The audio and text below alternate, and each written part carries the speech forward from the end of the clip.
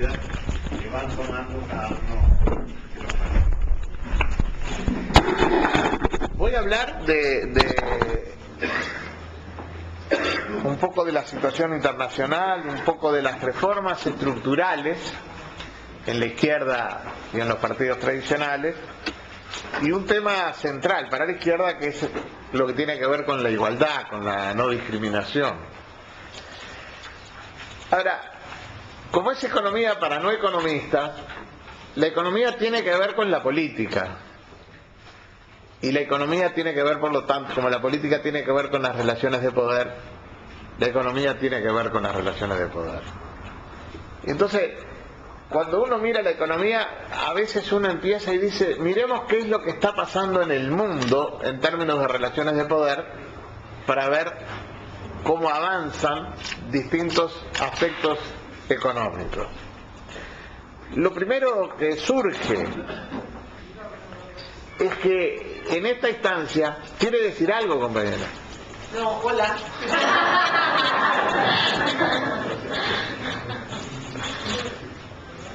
En esta instancia lo que estamos mirando, observando en el plano internacional, es cierta pérdida de poder de los Estados Unidos. Pero Estados Unidos tiene hegemonía militar, sin duda. Tiene hegemonía comunicacional. Los medios de comunicaciones tienen un enorme poder en este momento. Yo siempre dije que, pese a que los medios de comunicación en el Uruguay atacaban al frente y no lo apoyaban, yo decía, el frente seguía subiendo su votación permanentemente. Me empezaron a entrar dudas estos días sobre el papel de los medios de comunicación en esta campaña electoral. Enorme poder. Y por el otro lado, pese a que Estados Unidos sufrió una profunda crisis financiera, el dólar sigue siendo la moneda de reserva, Nueva York sigue siendo el centro financiero, no hay quien lo sustituya. De manera que en estos planos Estados Unidos tiene mucho poder. Sin embargo, la sensación que uno tiene es que el poder está pasando del Atlántico hacia el Pacífico. Y en el Pacífico aparece sin duda China, que hoy es el primer exportador de bienes, el primer exportador de productos manufacturados, y que tiene enorme influencia, y esto es muy importante, en estos últimos 10 años en América del Sur.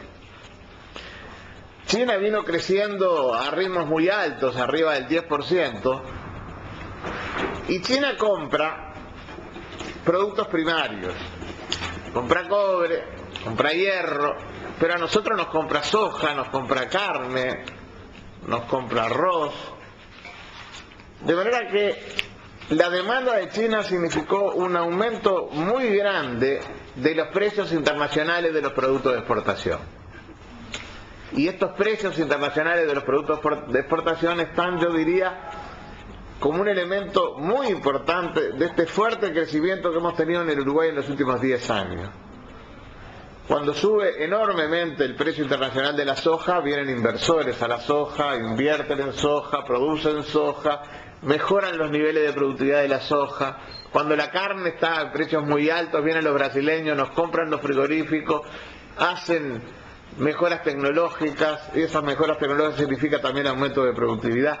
Pero todo esto se basa, entre otras cosas, fundamentalmente en el aumento de los precios internacionales. No quiere decir que este sea el único elemento del crecimiento del Uruguay. La demanda interna jugó un papel muy importante, y en esta demanda interna yo destaco siempre el gasto público, que se incrementó bien importante en los últimos años, y el aumento del salario real, que es muy grande, y sobre todo el salario mínimo. Para que se tenga una idea, el salario real en este periodo 2012-2005 creció 47%, y el salario mínimo creció 250% en este periodo. De manera que desde ese punto de vista hay un salto extraordinariamente importante. Por el otro lado, para tratar de entender lo que está pasando en el mundo, estamos en una etapa en que predomina el capitalismo financiero. Los grandes bancos, los grandes fondos de inversión son los que tienen más poder. Es más, en algunos momentos las empresas transnacionales obtenían mucho más ganancia en inversiones financieras que en inversiones productivas. Y estoy dando como pantallazos, pero para que se entienda, quien sufre en este momento el capitalismo financiero es Europa. Los bancos privados, el Banco Central de Europa no le puede prestar a los estados, pero le puede prestar a los bancos privados. Le prestaba al 1% y los bancos privados decían, ¿dónde gano? Gano colocando en Grecia, en España, que están en crisis, cobraban 7, 8% y afectaron enormemente las situaciones económicas de los países mediterráneos del sur. Y después, las relaciones de poder hace que la Unión Europea, el Banco Central Europeo y el Fondo Monetario Internacional diga, acá lo que importa es que hay que pagarle la deuda que tenemos con los bancos privados alemanes y franceses. Por lo tanto se tiene que ajustar, y ajustarse significa bajar salario, bajar jubilaciones, bajar gasto público, y eso significa menos demanda, menos crecimiento, crisis sociales, crisis política. La democracia se pone en juego. Si el primer ministro de Grecia lo ponen desde Alemania o desde la Unión Europea, o al primer ministro italiano también, la democracia se pone en juego. Pero vayan viendo cómo las relaciones de poder tienen enorme influencia sobre la evolución de los procesos económicos en esta etapa tan especial que estamos viviendo. Y hay una cosa nueva, y es que el 60 o el 70% del comercio exterior en estos momentos se hace sobre cadenas de valor.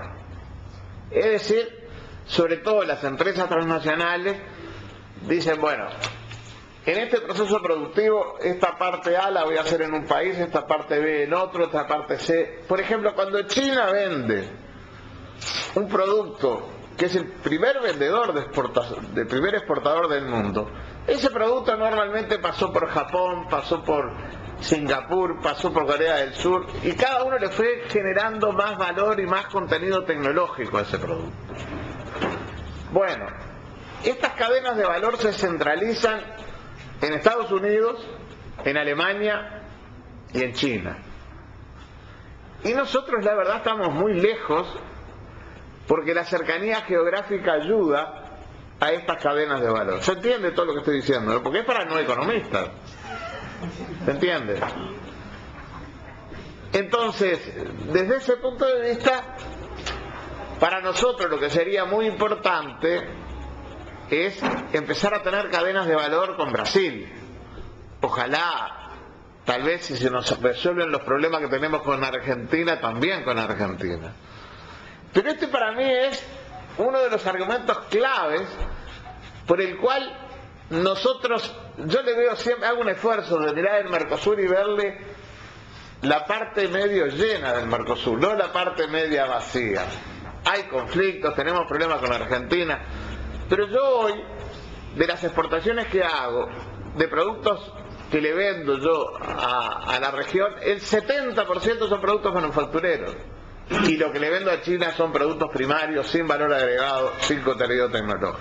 Entonces, yo juego la carta de la integración latinoamericana, yo me siento mercosuriano, me siento latinoamericano, entre otras cosas, porque hay un problema de relaciones de poder, y yo me tengo que juntar con los que tengo más cerca, y más cerca desde varios puntos de vista, no solo geográficos, para poder jugar el papel de tener un mayor poder de negociación cuando tengo que negociar con Estados Unidos, cuando tengo que negociar con Europa, y cuando mañana voy a tener que negociar con China, porque China en este momento yo le vendo productos primarios y él me vende valor agregado y contenido tecnológico. Y este es el mundo del conocimiento.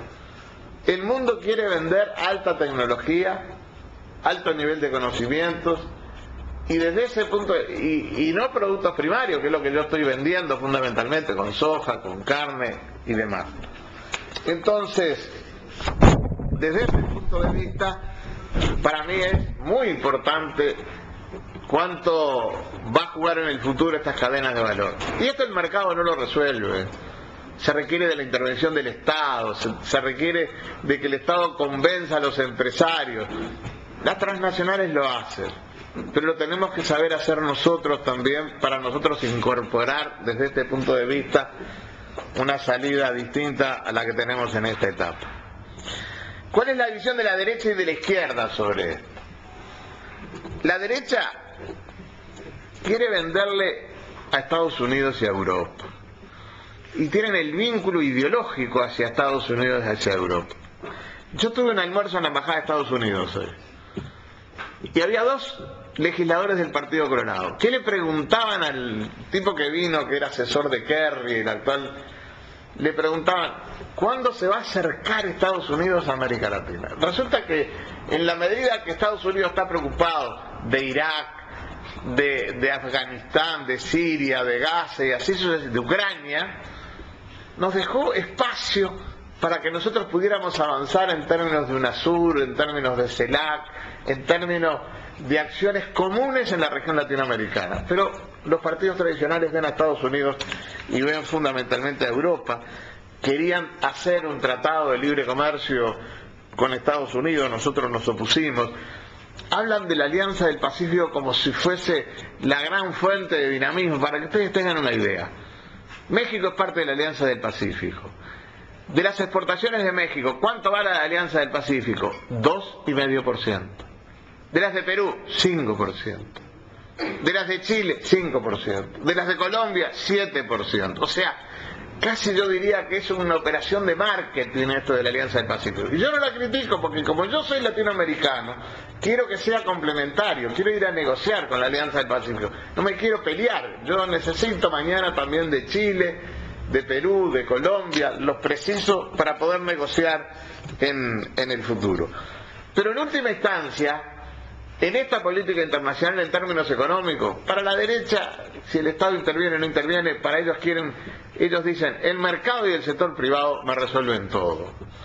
En cambio, desde el punto de vista de la izquierda, lo que uno siente es que uno quiere atender objetivos nacionales, pero a esta altura, esos objetivos nacionales también pasan, sea porque exporto 70% de manufacturas al Mercosur, sea por las futuras cadenas de valor, sea por la infraestructura que tengo que hacer en el plano regional, sea por la investigación científica y tecnológica que puedo hacer con Brasil y con Argentina, sea por miles de motivos, pasa de alguna manera los objetivos nacionales también por objetivos de carácter regional.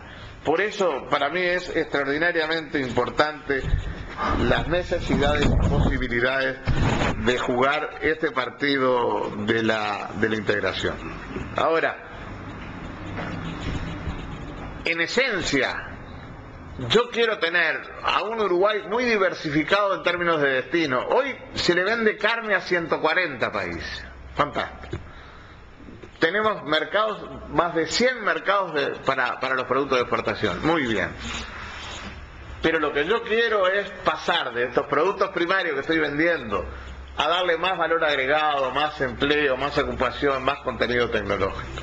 Y eso depende de una estrategia de desarrollo que yo no tengo y que seguramente este tercer gobierno del Frente lo va a tener que llevar adelante, una estrategia de desarrollo que esté pensando una estructura productiva para el futuro, una hoja de ruta para el futuro.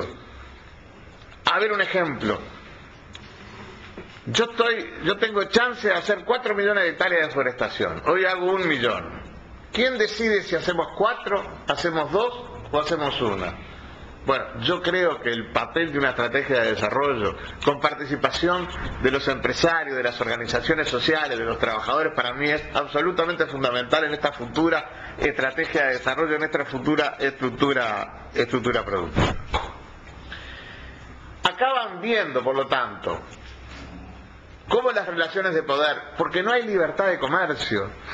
En la medida que el mundo desarrollado subsidia sus exportaciones agrícolas, se protege de los rubros que nosotros le podemos vender, libertad de comercio no existe. Lo que hay son centros de poder, ¿no es cierto?, que económicamente tienen más fuerza por mayores niveles de productividad, por mayor introducción de progreso técnico, de tecnología y demás.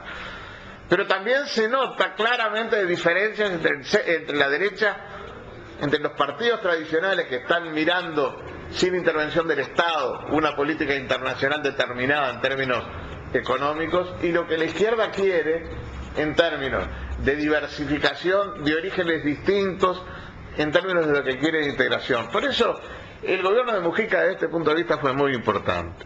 puso mucho énfasis en la integración regional, puso mucho énfasis en la América Latina, sin dejar de venderle a todos los mercados. Hoy, en su audición de radio decía, hemos podido colocar limones y naranjas al mercado norteamericano. Bienvenido que se pueda hacer eso. Un segundo tema que voy a tomar, de pantallazos.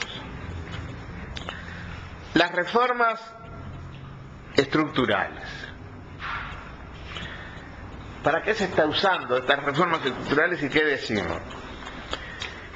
La izquierda, el Frente, en su creación, planteaba en su programa reformas estructurales. Eran la reforma agraria, la nacionalización del comercio exterior y la nacionalización de la banca. Bueno, estos temas no están hoy arriba de la mesa. ¿Por qué no están? Bueno, primero porque el mundo internacional va cambiando, hay nuevas formas de globalización, no me voy a meter en este momento en esto. De alguna manera uno empieza a sentir que los países empiezan a competir por tener inversiones extranjeras directas, todos quieren inversiones extranjeras directas, para empezar China. Hay una segunda cosa que no es menor, es el fracaso de la Unión Soviética, en términos de lo que era la planificación imperativa, en términos de lo que era la estatización, como que la estatización iba a resolver todos los problemas económicos. Y nosotros mismos hemos tenido cambios con respecto al 71 y una nueva estructura productiva.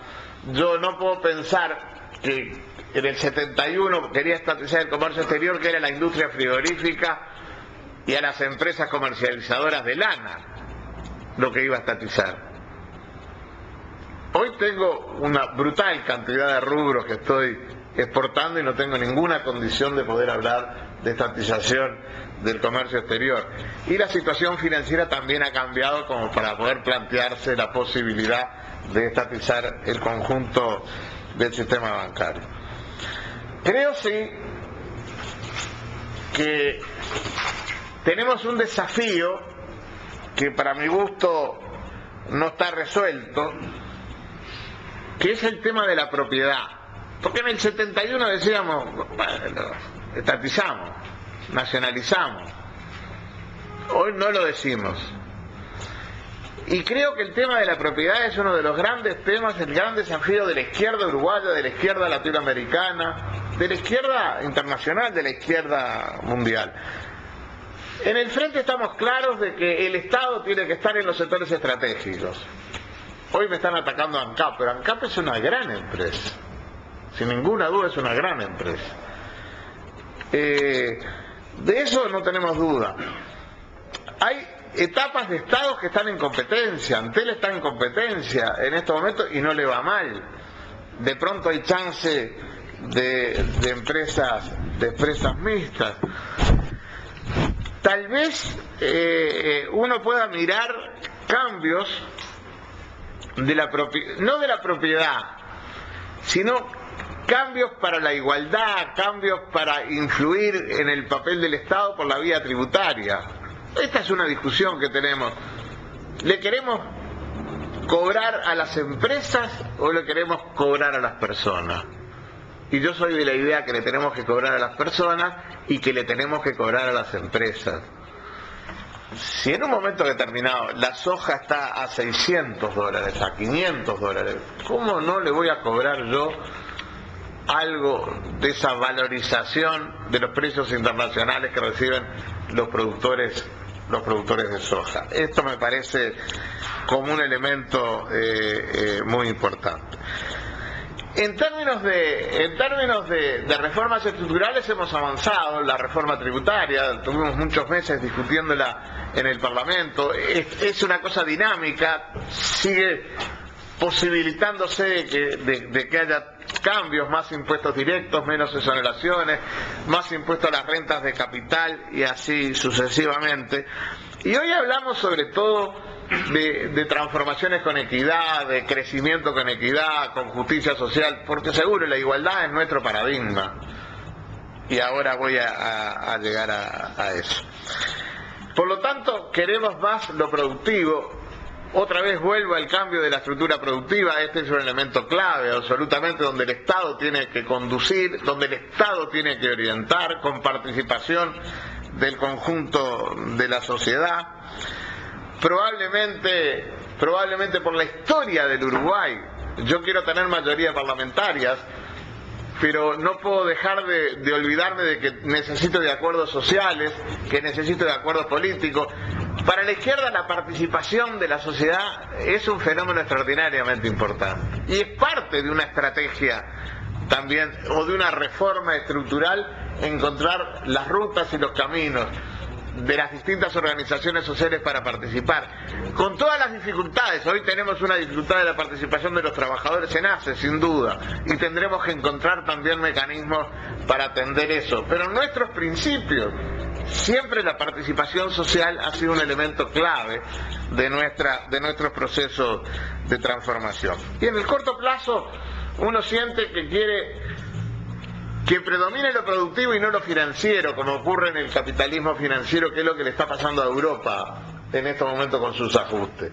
Queremos, antes que nada, que en las medidas de política sea lo productivo. Pero si no tengo el rumbo, la hoja de ruta, la estrategia de esa estructura productiva, bueno, lo que me pasa en el corto plazo es que las políticas de corto plazo ponen el énfasis solo en la estabilización de precios, solo en la inflación. Pero yo creo que es absolutamente indispensable que las políticas macroeconómicas de corto plazo sean funcionales, acordes a esa estructura productiva que yo quiero llegar, sean acordes a que la inflación, el crecimiento y el empleo se sustenten. Depende de las circunstancias, depende del momento, depende de cada etapa histórica, si es conveniente que haya mecanismos de estabilización sin afectar el empleo y sin afectar el crecimiento. O para que tengan una idea, la Reserva Federal de Estados Unidos, que es el Banco Central de los Estados Unidos, dice en los últimos años: para mí lo importante no es la estabilidad, es el empleo. Y por lo tanto yo expando los medios de pago para que haya empleo, porque el empleo me es mucho más importante en esta situación que los elementos vinculados a la inflación. Y para esto, sin duda, yo necesito un Estado, que seguramente lo tendré que transformar también, pero preciso un Estado productor, un Estado inversor, un Estado regulador, un Estado conductor, un Estado interventor, para hablar clarito y diferenciarme nítidamente de la derecha, donde para la derecha la estructura productiva del futuro es un problema del mercado y del sector privado. Por lo tanto no tiene discurso sobre esto, no sabe para dónde camina, no está preocupada de ninguna manera de si las exportaciones puedan tener más o menos valor agregado. No hablan de cadenas de valor, probablemente no saben ni lo que son las cadenas de valor. Nunca escuché ningún economista de los partidos tradicionales que hablen de las cadenas de valor. ¿De dónde viene la concepción ideológica de estos partidos? Del Partido Colorado podría decir yo que viene del viejo vallismo. El viejo vallismo lo incorporó ideológicamente el Frente totalmente. En el Partido Colorado no queda vallismo. Y lo que uno siente es que los elementos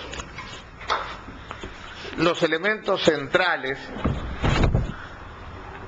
yo diría, vienen un poco de aquello que hizo Lacalle y Sanguinetti y Jorge Valle en la década del 90, que venía de afuera, que era el consenso de Washington, que era el neoliberalismo, que se basaba en la menor intervención del Estado. ¿Qué quiere decir menor intervención del Estado? El Estado regula el comercio mientras aranceles, liberalicemos el comercio y bajemos los aranceles. El Estado regula el sistema financiero, desregulemos el sistema financiero. ¿Qué fue lo que hizo Estados Unidos en el 2008? Que con las especulaciones que le hicieron los bancos privados, más la falta de regulación, trajo la crisis financiera brutal que todavía se está sufriendo en el mundo desarrollado. Flexibilidad laboral, si hay convenios, acuerdos, dejemos que sea el mercado el que resuelva, y si los empresarios tienen que expulsar gente, que la expulse. Tratemos de no permitir que tengan fuerza los sindicatos, y en esencia que el Estado no se meta en el libre juego del mercado porque afecta la asignación de recursos.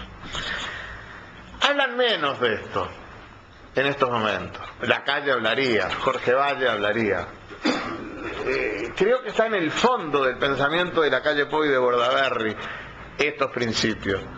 Pero cuando bajan y uno los oye y dice, ¿cuál es la reforma estructural? La reforma estructural es fiscal, es bajar el gasto público. Esa es la reforma estructural central que ellos están planteando en este momento. ¿Para qué? Si bajo el gasto, le bajo impuestos al sector privado y favorezco al sector privado. Si bajo impuestos, si bajo el gasto, no tengo déficit, si no tengo déficit, no tengo inflación. Y bajar el gasto, para que se entienda bien, es bajar, entre otras cosas, el gasto social, que es una de las cosas mejores que ha hecho el Frente Amplio en estos años, que pasó el gasto social de 19 a 24%. En salud, en educación, en asignaciones familiares, en jubilaciones, así sucesivamente. Entonces, las reformas estructurales de la derecha hoy es bajar el gasto y contener los salarios, en ambos casos para atender los intereses del sector privado, y después que el mercado sea el que resuelva. En realidad a la derecha le cuesta, siempre imita, siempre copia del Fondo Monetario, copia del Banco Mundial, copia de las políticas de la derecha del mundo desarrollado. No tiene dónde copiar. A ver, en Estados Unidos y en Europa el déficit fiscal llegó a ser de 2 dígitos. Bueno, ahora no es de 2 dígitos, es de 6%, 7%, 8%. Un déficit fiscal de 8% debiera generar inflación, según ellos. En Europa genera deflación. No pueden copiar, no pueden imitar.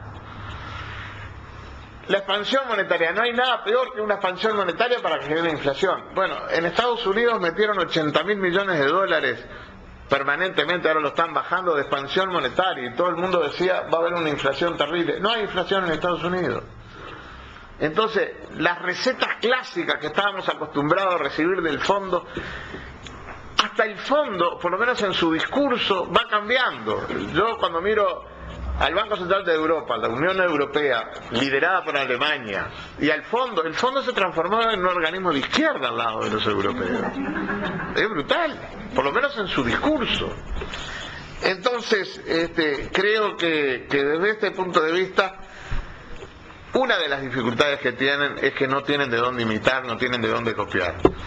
Estos son como principios generales, pero nos ayudan a tratar de entender de qué manera ellos empezarían a bajar el gasto social, de qué manera ellos qué harían con la contención de salarios y así sucesivamente, cómo no podrían atender la pobreza, cómo no podrían mejorar la igualdad. Pero claro, desde el punto de vista de la derecha, la igualdad no está en su programa, no aparece. Entonces, desde este punto de vista, creo que para nosotros la igualdad es un elemento clave. Voy a ser muy sintético porque ya hablé demasiado. Punto 1. La no discriminación ni étnica, ni de género, ni generacional, ni entre sectores sociales. En lo étnico, ustedes saben, en los niveles de pobreza hay más afrodescendientes, en los niveles de desocupación hay más afrodescendientes. En lo de género, si hablo acá de género y está Constanza y llego a decir una cosa que me equivoque, mejor la dejo allí. Equidad de género a muerte. Perdona, ¿les puedo pedir que apaguen los celulares? Me interesa pila la charla y estoy pensando cada vez que suena el celular, no puedo atender. Disculpame, pero es horrible esto estar escuchando eso. Vamos a hacer con los compañeros comunistas que ponen los celulares en una canasta y cuando se van los retiran. Disculpame. Estás disculpado. No puedo concentrarme en el discurso porque cada rato paso la pregunta. Estás disculpado. Ahora te voy a pedir un favor. ¿Me permitís seguir? Sí, te permito. Puedo seguir. El cambio generacional me parece una cosa vital, por eso yo no voy a ser candidato, pero no puedo seguir diciendo que hay que haber cambio generacional y yo con mi edad ser candidato no corresponde. Pero son los jóvenes los que están desocupados. Son los jóvenes realmente los que tienen tasas, y sobre todo las mujeres jóvenes, que tienen tasas de desocupación mucho más altas que el resto. Cuando digo mucho más alta, la desocupación está en el 6%, la de los jóvenes está en 18%. Cuando miro, y no es solo en Uruguay, ¿no es cierto? Cuando miro España da con 25% de desocupación abierta. Y en los jóvenes tiene 50% de desocupación abierta. Ahí les da la pauta. Pero entre los sectores sociales hay dos cosas. Lo que marca la distribución del ingreso, sobre todo entre sectores sociales, es un coeficiente de Gini, que tomado de las encuestas de ingresos, en el Uruguay en estos 10 años baja. A ver, ese coeficiente de Gini, cuando se acerca a 0 es la mayor igualdad, cuando se acerca a 1 es la mayor desigualdad. Bajó de 0,46 a 0,38. Pero también sabemos que en las encuestas de ingresos están subvaluados los ingresos de mayores ingresos, las declaraciones de ingresos de los deciles más altos. De todas maneras, acá hay cosas que vale la pena analizar, sobre todo para el futuro. Primero, no se resuelve el problema de la distribución del ingreso entre los sectores sociales si no hay empleo. Y este es un problema de políticas de empleo, de resolver algo donde no tenemos los estudios suficientes, porque resulta que tenemos a veces en un mismo rubro empresas de alto nivel de productividad, de alto nivel de calificación de mano de obra y de alto salario, en el mismo rubro empresas de bajo nivel de productividad, de bajo nivel de calificación y de muy bajos salarios. Ahí hay diferencias entre los salarios que no son menores. Empleo es un elemento clave, absolutamente clave para resolver. Salario real, y además acá el Frente generó una cosa que no es menor, y es encontrar una mayor equidad en las relaciones capital-trabajo. Y esto triplicó la sindicalización, le dio más poder al PIT-CNT. Es otro Uruguay de alguna manera esto, y esto es parte de una reforma laboral también que se ha venido avanzando. El tercer elemento creo que es el gasto público social, que es lo que ha hecho bajar sobre todo los niveles de pobreza de 40 a 11 en estos años y los niveles de indigencia. La propia reforma tributaria puede ayudar, pero para que se tenga una idea, hay un estudio ahora de Andrea Vigorito que muestra que en el mundo desarrollado las tasas de impuestos son más altas, lo que el coeficiente de Gini en el mundo desarrollado baja 4 puntos, acá con nuestra reforma tributaria solo baja 2 puntos, y baja 2 puntos en las rentas laborales. En las rentas de capital no baja nada, y además es regresivo en las rentas de capital. Por eso es muy importante, son datos nuevos de hace 2 meses, por eso también es muy importante. Lo que uno siente es que las rentas laborales, el salario de mayores ingresos paga mucho más impuesto a la renta que las rentas de capital. Y por último, ese desafío. Cuando yo era joven y estudiaba la distribución del ingreso, lo primero que hablábamos era de la concentración de la propiedad. Bueno, este es nuestro desafío. El tema de la propiedad y el tema de la gestión es nuestro desafío, para ver si encontramos formas de propiedad social, formas de propiedad pública que puedan atenuar, reformas tributarias que puedan atenuar esta concentración de la propiedad, que en última instancia hace que Uruguay sea el país que tiene la mejor distribución del ingreso de la América Latina, pero mucho peor que el peor distribución del ingreso del mundo desarrollado. Estamos mucho peor que Portugal, que es el peor del mundo desarrollado. Bueno, yo creo que hablé suficiente como introducción de estas charlas de economía para no economistas.